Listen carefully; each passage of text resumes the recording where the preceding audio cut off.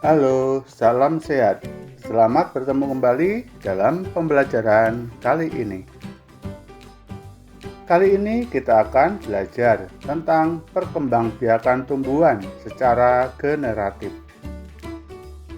Mari kita belajar bersama. Apa saja materi yang berhubungan dengan perkembangbiakan generatif? Nah, pertanyaannya adalah, apa pengertian perkembangbiakan generatif? Perkembangbiakan tumbuhan secara generatif terjadi bila tumbuhan memiliki kelengkapan yang dibutuhkan dalam proses penyerbukan dan pembuahan. Alat perkembangbiakan tumbuhan secara generatif adalah serbuk sari dan kepala putik. Nah, pertanyaan berikutnya. Perkembangbiakan generatif pada tumbuhan diawali dengan penyerbukan. Apa yang dimaksud dengan penyerbukan? Penyerbukan yaitu proses menempelnya serbuk sari di atas kepala putik. Pertanyaan berikutnya, apa yang dihasilkan dari proses penyerbukan pada bunga?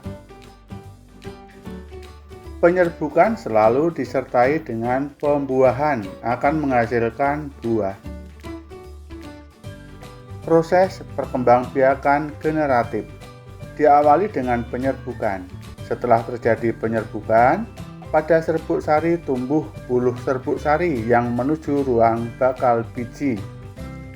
Kemudian, sel kelamin jantan atau spermatozoid masuk ke ruang bakal biji melalui buluh serbuk sari. Di dalam ruang bakal biji terjadi pembuahan, yaitu peleburan sel kelamin jantan dengan sel kelamin betina atau sel telur. Proses penyerbukan, melekatnya atau jatuhnya serbuk sari ke kepala putik. Peleburan sel kelamin atau spermatozoid dengan sel kelamin betina atau sel telur menghasilkan bakal buah. Bagian-bagian bunga. Bunga adalah organ perkembangbiakan generatif tumbuhan biji tertutup. Bunga memiliki bagian dan fungsi masing-masing.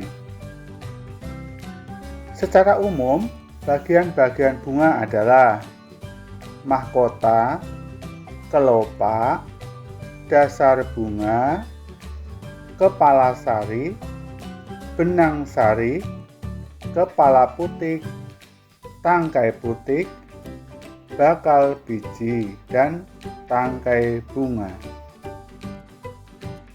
Berdasarkan kelengkapannya, bunga dibedakan menjadi dua, yaitu bunga lengkap dan bunga tidak lengkap. Bunga lengkap adalah bunga yang memiliki seluruh struktur bunga seperti kelopak, mahkota, putik, dan benang sari. Contohnya kembang sepatu, anggrek, tomat, dan lain-lain. Bunga tidak lengkap adalah bunga yang tidak memiliki salah satu bagian saja dari bunga. Contoh, bunga kelapa, bunga kamboja, dan lain-lain. Berdasarkan kelengkapan alat kelaminnya, bunga dibagi dua, yaitu bunga sempurna dan tidak sempurna. Bunga sempurna adalah bunga yang memiliki alat kelamin jantan atau benang sari dan alat kelamin betina atau putik secara bersama-sama dalam satu organ. Bunga sempurna disebut juga sebagai bunga hermafrodit. Contoh, bunga mawar, bunga kembang sepatu, bunga kopi, dan lain-lain. Bunga tidak sempurna adalah bunga yang hanya memiliki satu alat kelamin saja. Contoh, bunga salak, bunga jagung, dan lain-lain. Faktor-faktor yang dapat membantu penyerbukan yaitu air, angin, hewan, dan manusia. Jenis-jenis penyerbukan yaitu penyerbukan sendiri, yaitu serbuk sari jatuh ke kepala putik bunga itu sendiri. Misalnya bunga sepatu, bunga turi, bunga telang, dan lain-lain. Penyerbukan tetangga, yaitu serbuk sari jatuh ke kepala putik bunga lain, tetapi masih dalam satu pohon. Misalnya jagung, kelapa sawit, kelapa, dan lain-lain. Penyerbukan silang, yaitu serbuk sari jatuh ke kepala putik bunga dari pohon lain, tetapi masih satu jenis tumbuhan. Penyerbukan bastar, yaitu serbuk sari jatuh ke kepala putik bunga dari pohon lain yang sejenis, tetapi berbeda varietas. Anak-anak, sekian pembelajaran kita tentang perkembangbiakan generatif.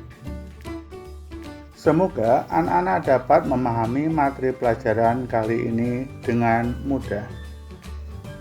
Sampai bertemu kembali di lain kesempatan. Terima kasih.